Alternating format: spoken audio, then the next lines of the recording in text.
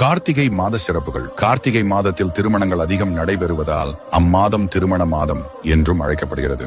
கார்த்திகை மாதத்தில் வரும் பஞ்சமி தினத்தன்று நாகதோஷம் நிவர்த்தி செய்வதற்கு உகந்த நாள் என்பதால் இம்மாதத்தை தோஷங்கள் நீக்கும் மாதம் என்றும் என்பர். அதுபோல் ஒவ்வொரு கார்த்திகை மாதமும் கார்த்திகை நட்சத்திரம் நாளில் முருகன் கோவிலில் விசேஷ வழிபாடு மற்றும் அன்னதானம் நடக்கும். இதில் கலந்து கொள்பவர்களுக்கு தீராத நோயும் கூட தீரும் என்பது ஐதீகம். முற்பிறவியில் செய்த பாவம்